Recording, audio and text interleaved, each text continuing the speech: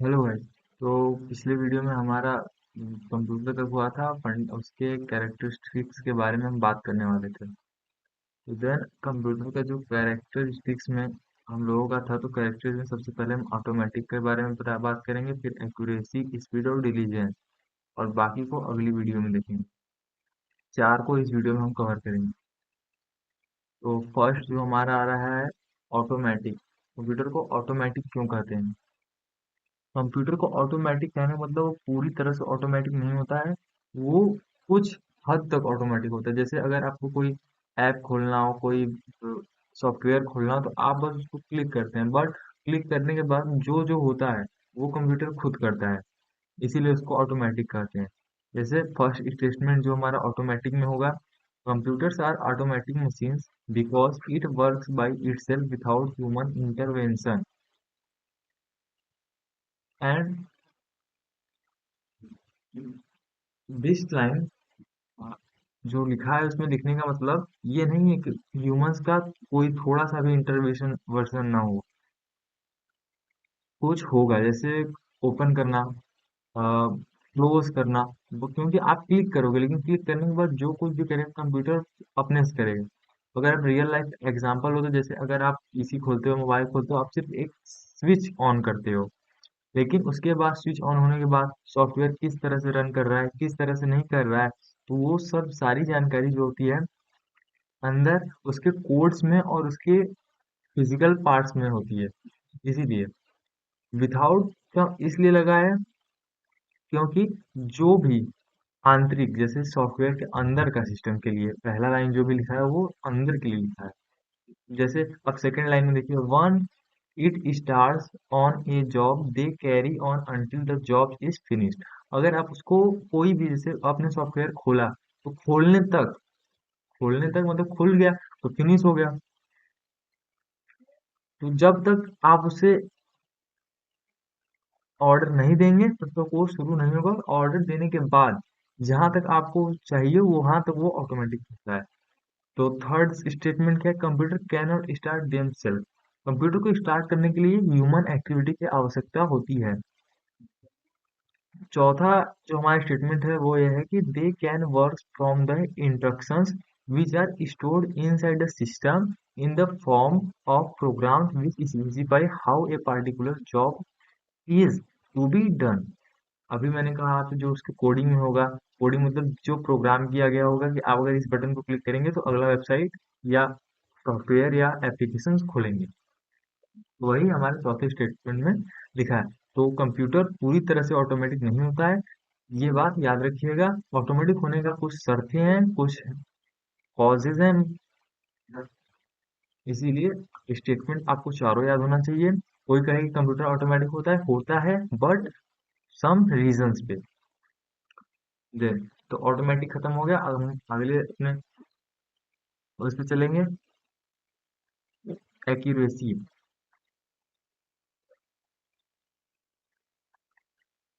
जैसे कि आप देख सकते हैं कि कंप्यूटर जो होता है वो हाई एक्यूरेसी पे काम करता है, समझिए 99.99%। और वो भी जो 1%, 0.01% में एरर आएगा, वो किसी न किसी फिजिकल पार्ट से आ सकता है। जैसे इलेक्ट्रिसिटी ना जाना, बैटरी का कुछ प्रॉब्लम होना, वायर का कुछ प्रॉब्लम होना, तब जाके उसमें एरर आ सकता है, बिकॉज 100% वो श्योर एंड करेक्ट होता है। The accuracy of A computer is very high. Second statement, the degree of accuracy of a particular computer depends upon its design। मतलब किस पार्टिकुलर चीज में वो कंप्यूटर, उस कंप्यूटर की एक्यूरेसी हाई है, वो उसकी डिजाइन पर निर्भर करता है। जैसे अगर आप अच्छी क्वालिटी का डिस्प्ले लगाएंगे तो आपको उसका अच्छा क्वालिटी मिलेगा। आप अगर थोड़े मीडियम साइज की क्वालिटी का डिस्प्ले लगाएंगे तो आपको डिस्प्ले में उसी तरह की कमी दिखाई देगी। उसी की तरह particular computer depends upon its design. जो थर्ड स्टेटमेंट है हमारा, errors can acquire by the computer but these are due to human weakness, due to incorrect data but not due to the technological weakness. Error जो होता है वो human की weakness होता है। कहीं ना कहीं हम कोई भी अगर काम करें तो उसमें कुछ परसेंट का एरर आ जाता है, बट कंप्यूटर कंप्यूटर इस एरर को भी नहीं छोड़ता। कहने का मतलब है कंप्यूटर इस एरर को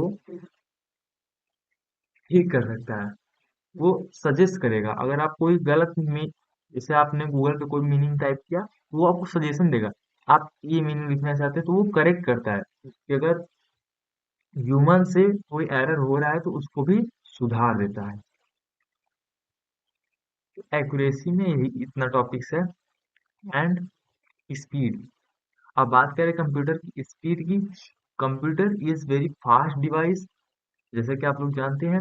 it can perform the amount of work in few seconds of which a human can take a entire year, just like a big calculation we have uh, we have take many times just like a year, but computer जो होते हैं वो ये बड़े calculation को छोटे समय में कर रहे हैं।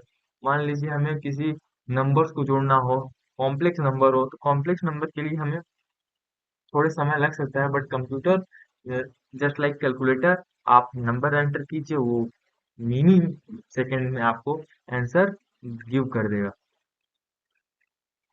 Second, while talking about computer speed, we do not talk in terms of second and millisecond, but in microsecond.